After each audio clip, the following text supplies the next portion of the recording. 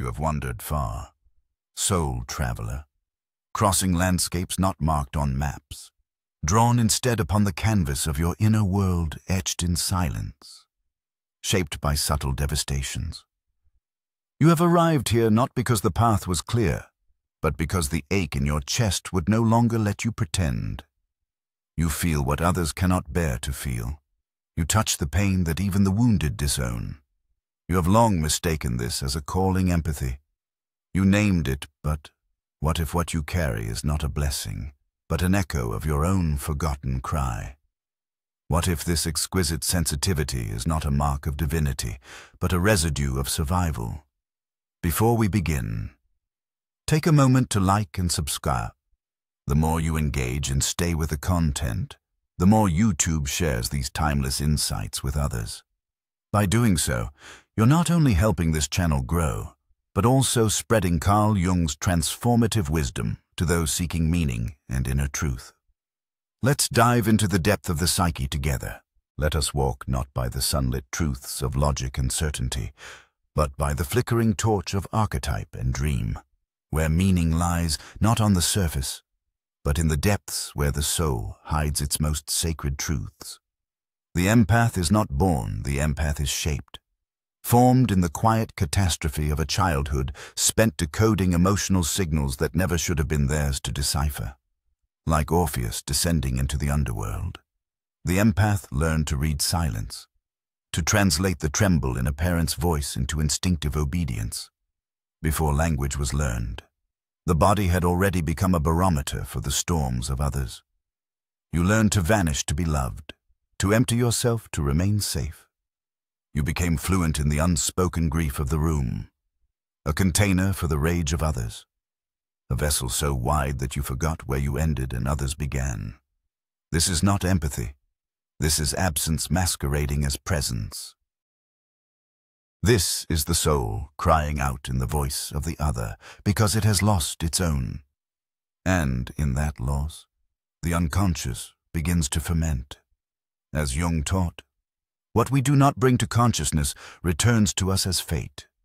And so, you replay the pattern again and again, finding yourself drawn to those who consume, to the emotionally starved who feed on your light. You think it is love, but it is compulsion, a psychic repetition of the original wound. The empath, in truth, becomes an offering to the collective shadow, a walking confessional, always ready to absorb, to console, to soothe. But they do so at a price. They live not in the fullness of the self, but in the distortion of the false self, the persona. And what is persona, if not the mask we wear to survive the gaze of the other? The empath's persona is sacred caretaker, perpetual forgiver, emotional anchor. But beneath that mask lies a quiet fury, a grief so ancient it trembles beneath the surface like tectonic plates waiting to rupture. This is the shadow of the empath, the rage of being unseen, the exhaustion of being needed but never nourished, the despair of offering everything and still not being enough. They are mirrors, never gazed into. They are wells, never drawn from for their own thirst. In dream symbols, I have seen the soul's lament empaths dreaming of oceans they cannot swim, of floods that drown their voice, of skin that becomes translucent until the self vanishes altogether. These are not dreams. They are messages from the unconscious, the psyche pleading to be reclaimed. The empath is often bound to the archetype of the martyr, that most seductive of disguises. In the mythic imagination, the martyr dies for the good of others, bears the suffering of the world, ascends through sacrifice. But when the martyr lives too long in the realm of persona, their sacrifice curdles.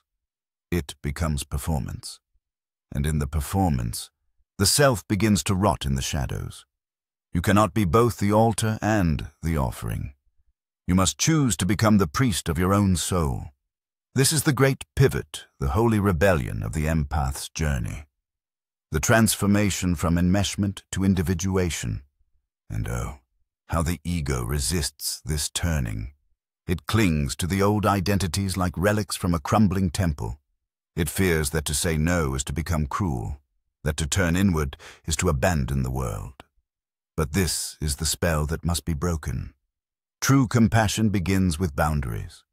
Real love is not absorption, it is presence with distinction. The empath must learn the sacred language of I, not as a barrier, but as a prayer of self-remembering. You must reforge your name in the fires of autonomy. Individuation is not selfishness, it is soul retrieval. It is the gathering of all the scattered fragments, the child who was silenced, the teen who was unseen, the adult who was always chosen for their usefulness and never for their truth. You must call them all home. You must stand in the center of your psyche and declare, "This is mine, my pain, my story, my voice."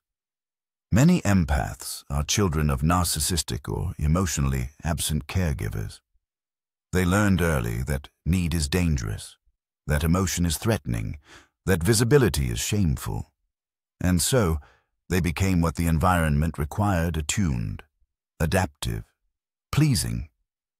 But in doing so, they disappeared. And now, as adults, they recreate the same dynamics, drawn to the broken, the chaotic, the unavailable, not because they enjoy suffering, but because the soul longs to rewrite the story, to be chosen where once they were ignored. But the unconscious is not interested in romance. It seeks integration, and integration demands confrontation. You must turn inward, not to dwell in pain, but to transmute it. You must touch your own wounds without bypass, without glamour. Only then can you begin to discern what is yours and what never was. The empath's healing begins not in giving more, but in giving to themselves, in becoming the parent they never had, the friend they always were to others, the mirror they so generously held for everyone else. This is the path of sacred selfishness, not harm, not rejection, but the refusal to abandon the self. This is the true meaning of Jung's individuation, to become whole, not through merging, but through honoring each part of the self, especially the exiled ones, the rage, the grief, the hunger, the desire to matter beyond usefulness, the need to be held without fixing. You are not here to be a sponge, you are here to be a soul. You are not a saint. You are a sacred being reclaiming your name from the depths of the unconscious. And the moment you begin to walk the path back to yourself, trembling, terrified, yet determined, the psyche rejoices. The dreams begin to shift. The ocean recedes. The mouth finds voice. The skin becomes boundary. You become not a mirror, but a flame, not an echo, but a song, not a martyr, but a sovereign soul returning to their sacred ground. And so now, dear traveler of the soul, if something in these words stirred the waters of your inner world, if you felt your breath catch in recognition, or your heart ache with old, unspoken truths, I invite you to a ritual of presence, in the language of symbols, in the sacred numerology of the psyche. Comment the number 9 below. 9 is the number of initiation, the threshold between the end of illusion and the beginning of wholeness. It is the number of the womb, of gestation, of the descent before rebirth. In ancient myth, it is the time the hero spends in the underworld before returning with the treasure. In Jungian terms, it is the integration of shadow, the individuation of the soul, the sacred spiral turning inward. If you are ready to walk that spiral, to reclaim your voice from the echo, yourself from the mask, your life from the hands of others, then let this number mark your passage. Let it be your torch in the dark. Let it be the symbol of your vow to no longer bleed for love, but to rise, sovereign and whole, from the sacred wound. Your soul remembers. The journey has already begun. You must walk into the dream. You must face the house without doors and build one. When I say that Jung saw it first, I do not mean to elevate myself, but to point you toward the ancient patterns I spent my life observing. The empath's wound is the wound of the anima left unguarded, the inner feminine, the soul image, violated by a world that demands productivity over presence. She becomes overexposed, overextended, always giving, never receiving. And when the anima is wounded, the masculine within the animus esse disappears or becomes tyrannical. There is no inner structure to protect the softness, and so the world crashes into heel. The empath must build the inner father, not the punitive father of patriarchal religion, but the sacred father who stands, watch, who holds the perimeter of the soul. Only then can the inner mother truly give birth to intuition without being overwhelmed by it. Only then can feeling become wisdom and not just raw sensation. You are not here to drown in others. You are not here to be a mirror that never reflects itself. You are here to embody your own essence fully and without apology. Empathy without individuation is martyrdom. Empathy with individuation is mastery. It is the ability to feel without losing yourself. It is the art of communion, not fusion. In my clinical work, I have seen transformations that defy logic. An empath, once burdened with the weight of everyone else's sorrow, begins to speak, begins to draw boundaries, begins to feel the unfamiliar sensation of anger and realize it is not a curse. With a compass, they begin to differentiate between love and obligation, between sacrifice and slavery. And then something miraculous happens. They begin to dream again. The house gains a door. The water recedes.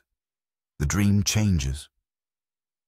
This is how we know healing is taking place or not, through external validation, but through the symbolic life, through the shift in the dream, the image, the archetype.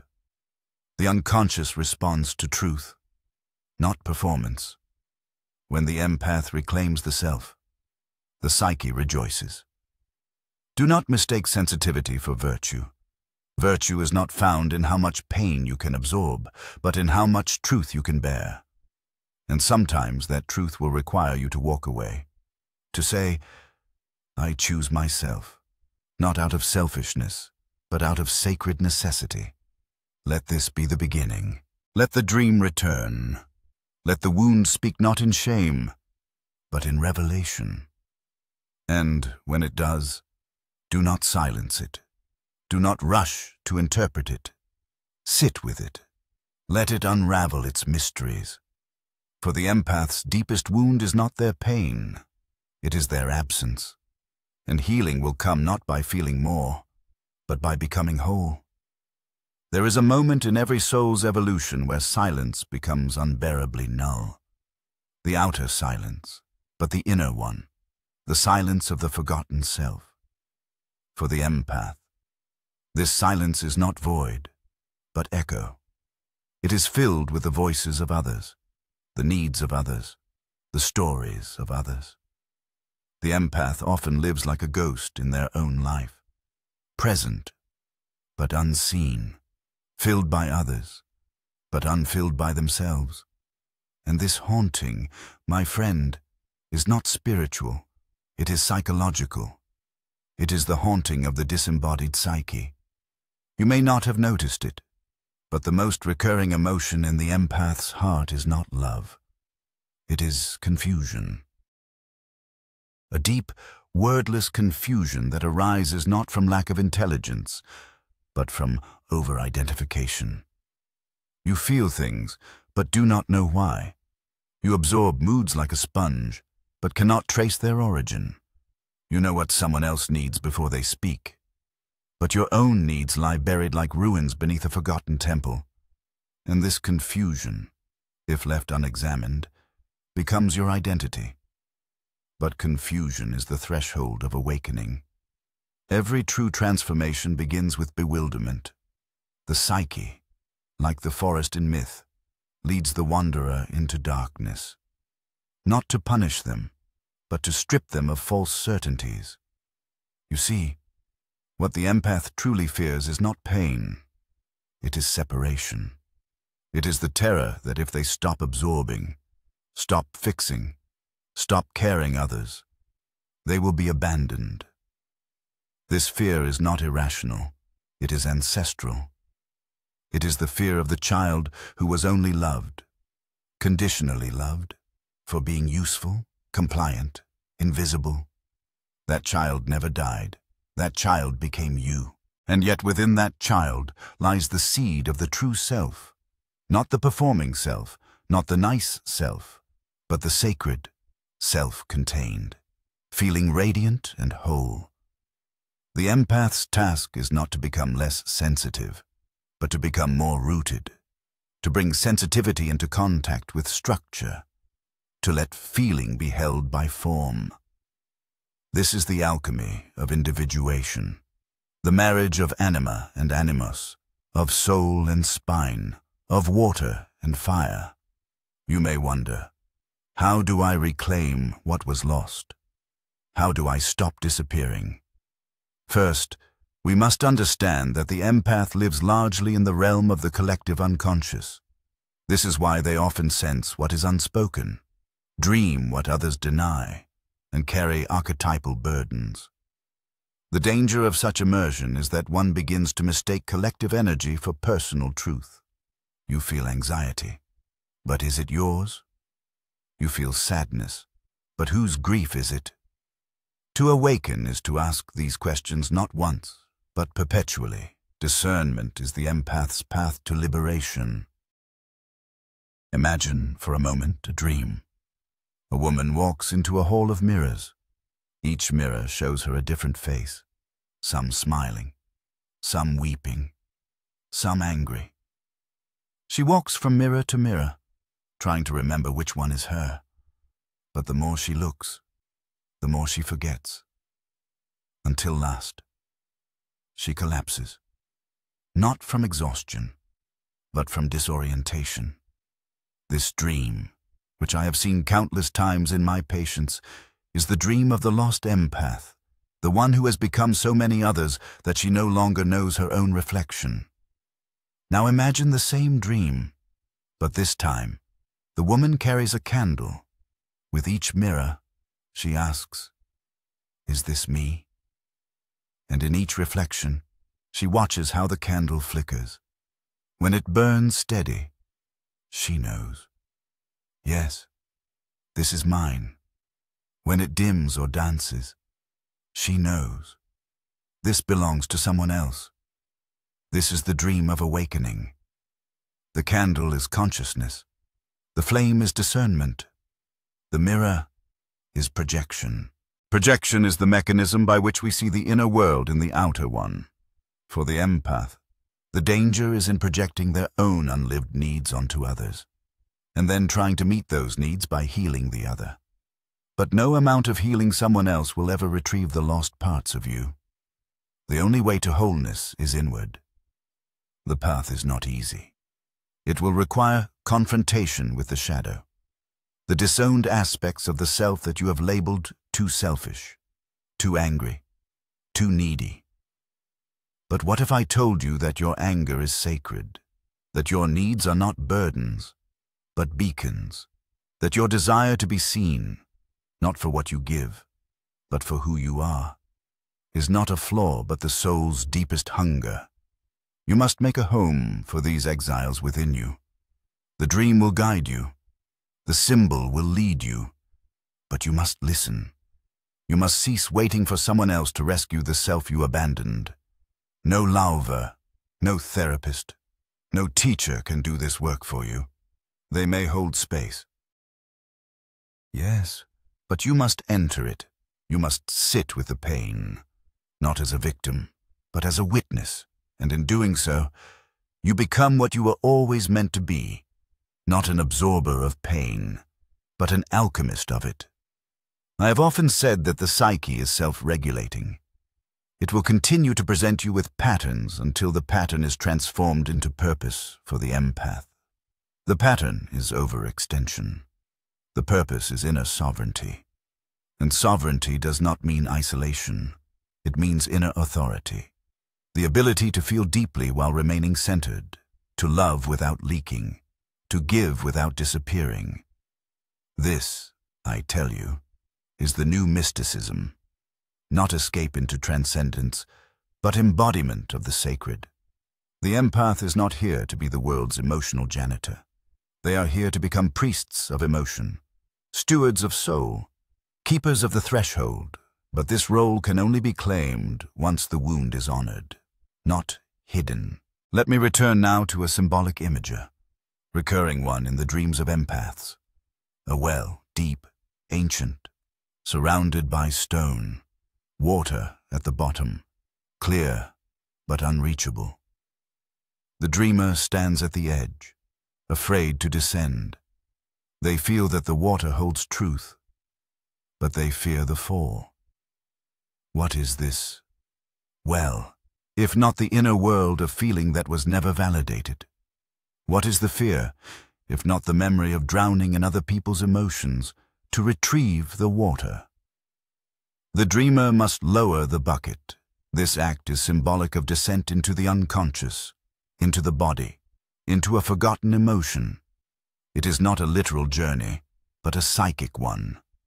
The empath must reclaim their own emotional body, not just to feel others, but to feel themselves. In this descent, they will encounter resistance, guilt, shame, the voice that says, "You're selfish, you're abandoning others, you should be helping." But that voice is not truth. It is conditioning. It is the echo of family systems that fed on your silence. It is the residue of spiritual bypassing that told you to always be kind, always be giving, even unto your own disappearance. Kindness that erases the self is not compassion. It is compulsion.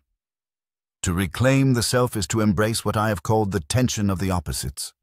The empath must learn to hold two truths at once. I feel you, but I am not you. I care, but I have limits. I want to help, but I am not your healer. This paradox is the seat of psychic maturity.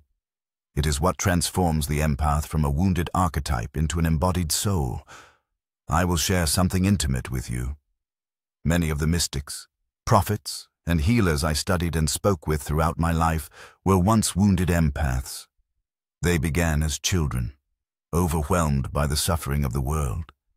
But through descent, through initiation, through claiming the full range of their humanity, they emerged not as saviors, but as mirrors clear, grounded, sovereign. And this clarity became their power. You do not need to become less sensitive. You need to become more conscious. You do not need thicker skin. You need deeper roots.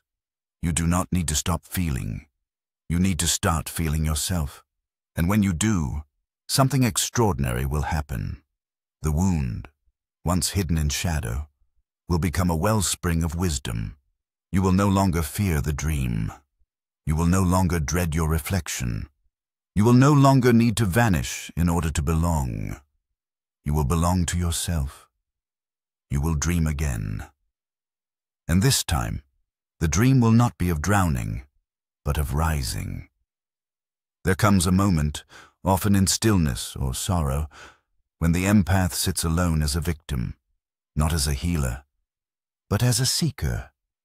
In that moment, when the need to please fades and the compulsion to absorb subsides, the truth begins to whisper, not loudly, not in the voice of the world, but in the ancient, subtle language of the soul. It says, "You are more than what you carry." And this is the turning point, the place in myth where the hero stops running and begins to listen. And for the empath, the journey inward is not an escape from service.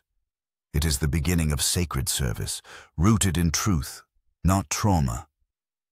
Many of you have lived your lives in a state of hypervigilance, mistaking it for intuition. Let us not confuse the two.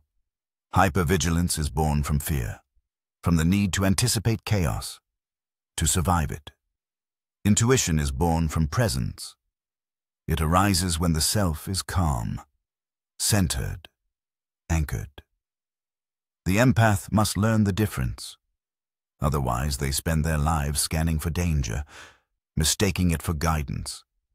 This distortion is not your fault. It is the result of unprocessed grief. The grief of having always been available but never truly received.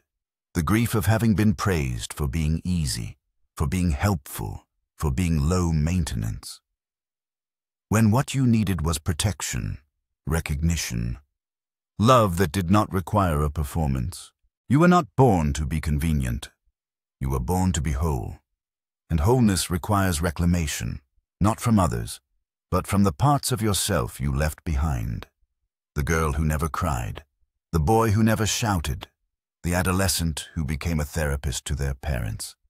These are not metaphors. These are psychic fractures, and each must be integrated. Integration, in Jungian psychology, is the process of making conscious what was unconscious. It is not about becoming good, or even becoming healed. It is about becoming real. The empath's path to integration is shadow work, the direct encounter with the denied, the suppressed, the exiled, not in judgment, but in curiosity. The kind of curiosity a dream brings when it startles you awake, asking, "Do you see now?" You must learn to sit with the parts of yourself that you were taught to hide, the part that says no without guilt, the part that feels anger without apology, the part that wants solitude without shame. Each of these is a facet of the diamond that is your soul. If you polish only one side, you remain distorted. But when you honor them all, the light returns. Do you remember the myth of Psyche and Eros? The soul in love Psyche was not given her name by accident. In Greek, it means both soul and butterfly, a creature transformed through darkness. Her story was not one of ease, but of trial, descent, and death, and rebirth. She was separated from love, stripped of innocence, sent on impossible tasks. But it was through those trials that she found her power, not the power to please, but the power to know herself. You are Psyche, and your deepest wound, forgetting of your own self, is the same wound she carried. But like her, you are called not to remain broken, but to become initiated. The empaths must undergo this mythic journey. They must leave the realm of pleasing and enter the cave of knowing. They must descend into the underworld of their own pain, not to wallow, but to retrieve the lost name of the soul. And, oh, how the unconscious celebrates when this happens. The dream changes, the symbols shift. The one who once stood outside the locked door now finds the keynote given by another, but forged from the fires of inner truth. When the empath reclaims the self, the entire world changes not. Because the world is different, but because they now see differently, no longer through the lens of sacrifice, but of sovereignty. They no longer ask, "How can I be loved?" but instead declare, "This is who I am." And that declaration, uttered from the depths of authentic being, echoes through every layer of the psyche, calling back the scattered parts. The body, too, rejoices. For the empath's body often holds the brunt of what the psyche denies: chronic tension, fatigue, autoimmune patterns. These are not just medical, they are mythic. They are the somatic residue of a soul that was never given permission to take up space. The healing of the psyche is inseparable from the healing of the soma. To feel is to release. To name is to reclaim. The empath must come home to the body, not as a battleground, but as a temple. Let us speak now of boundaries, a word often misunderstood, even feared, by those who have built their identities on availability. Boundaries are not walls, they are bridges. They are not rejections, they are recognitions. When the empath learns to say no, they are not closing their heart, they are opening it to themselves. They are making space for their own soul to return. Think of the sacred circle in ancient ritual, a boundary drawn not to keep others out, but to call spirit in. The empath must draw such a circle around their life, not with bitterness, but with blessing, not from fear, but from reverence. Within that circle, the true work begins, the work of becoming, not reacting, of loving, not leaking, of giving, not draining. And then, only then, can the gift emerge. Because empathy, when rooted in a differentiated self, becomes medicine, not martyrdom, but a miracle. The empath becomes the healer, not because they take on the pain of others, but because they mirror the wholeness others have forgotten. They become midwives of soul, reflecting back the buried beauty in those who come near. But this can only happen when the empath no longer needs to be needed, when they have fed themselves first, when they no longer see compassion as currency or sacrifice as survival. Only then does their presence become transformative. There is no shortcut here, no bypass. The wound must be honored, the descent must be made. But you do not go alone. The unconscious is not your enemy. It is your oldest ally. Every dream you have dismissed, every feeling you have buried, every pattern you have repeated, they are not punishments. They are invitations. Invitations to remember. Remember who you were before you learned to disappear. Remember the voice you silenced to keep the peace. Remember the body that once danced freely before it was taught to shrink. Remember the soul that came here not to suffer, but to shine. This remembering is not a return to the past. It is a return to essence. And when you return, truly return, you will find that the deepest wound was never a curse. It was a doorway, and Jung's. I saw it first not because I was special, but because I listened to the dreams, to the symbols, to the cries beneath the surface. And I invite you now to do the same.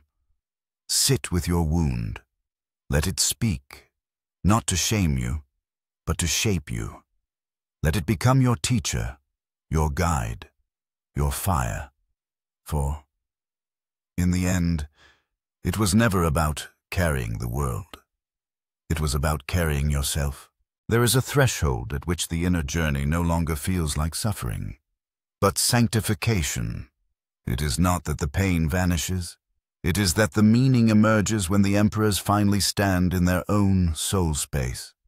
They begin to understand that every sorrow, every heartbreak, every wound was part of a larger alchemical process, the slow, sacred transmutation of the fragmented self into a living symbol of wholeness. This is the mystery that the modern world often misses. Your wound is not just yours. It is archetypal. You carry the myth of the wounded healer, the sacred bearer of insight, born from initiation, not because you chose it in ego, but because the soul, in its unknowable depth, seeks wholeness above all else even. If it must lead you through fire to find it, let us return for a moment to the dream landscape, the place where the soul speaks freely. Do you remember the image of the well? The descent into water to retrieve the lost truth? There is another image now. It is not a forest, dense, ancient, almost breathing. The empath wants a way to enter. Now steps forward, holding not a sword, but a lantern. This time they are not seeking to rescue anyone. This time they are seeking themselves, and in the clearing, they meet a child, alone, forgotten, waiting. It is the child they once were. The child who absorbed everything. The child who performed, who pleased, who disappeared, to survive. And in that meeting, if the soul is ready, something holy occurs. Not an exorcism. The adult does not reject the child. They kneel. They listen. They weep, and they say, "I see you now." I'm here. When that moment is not a fantasy, it is a psychic event, an initiation, and it happens not in the mind, but in the heart, where all true transformation begins. Do not underestimate what it costs to reclaim the lost child. It requires the courage to feel what you have spent decades avoiding, the grief of having missed your own life, the anger at the systems, the families, the religions that taught you self-erasure was holy, and deeper still, the longing, the aching, unspeakable longing to be known not as useful, but as real. You cannot bypass this mourning. You must feel it, cry it, shake it, burn it, and when it has moved through you like a storm, something astonishing will remain. Space, spaciousness inside your soul, space for your own voice, your own color, your own hunger, your own joy. And this space is not empty. It is sacred. It is the throne upon which the self may finally sit, the true selfhood. I call the capital S selfies, not the persona you crafted to survive. It is the totality of who you are, conscious and unconscious, light and shadow, past and becoming. It is not perfect. It is whole. And wholeness is the birthright of every soul, especially yours. Many who hear these words will be tempted to spiritualize their pain again, to turn the wound into a virtue, without passing through the furnace of truth. I urge you not to.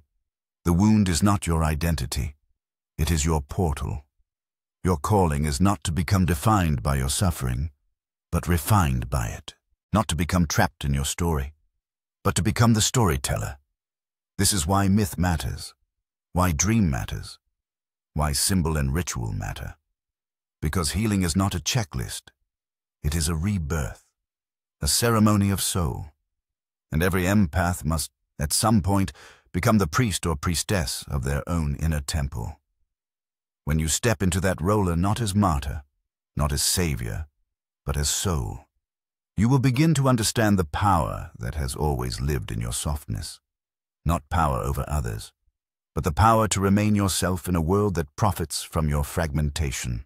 Empathy, in its highest form, is not emotional fusion. It is soul attunement. It is the ability to hold the sorrow of another while staying rooted in your own joy. It is to witness pain without becoming it, to walk into the chaos of others without abandoning your inner stillness. That is not just healing, that is mastery. And you, wounded empath, are capable of it. The world will not thank you for choosing yourself. The world will continue to reward your self-abandonment. It will praise your kindness, your availability, your light, so long as it does not disrupt the status quo. But you are not here for praise. You are here for truth. And truth, my dear, has never been convenient to speak your truth.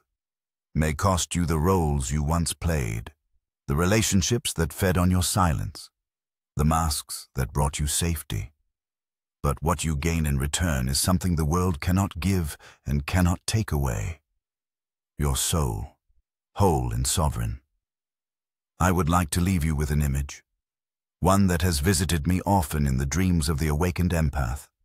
It is a mountain, tall and wild. At its peak, a figure stands not above others, but with themselves, wind in their hair, scars on their skin, eyes that have seen the abyss and still chosen life. They are not broken. They are initiated. They do not carry the world anymore. They reflect it. They do not save others. They remind them of their own power. Their presence is not loud. It is luminous. You are that figure. The journey has not made you weak. It has made you deep. You did not get lost in your pain. You found the holy in it. You transmuted it. You returned, not as the person you were, but as the soul you always were. This is what I saw first, and what I hope you now see too. Your deepest wound was never about feeling too much. It was about forgetting that you were someone to feel for too. And now you remember. Welcome home.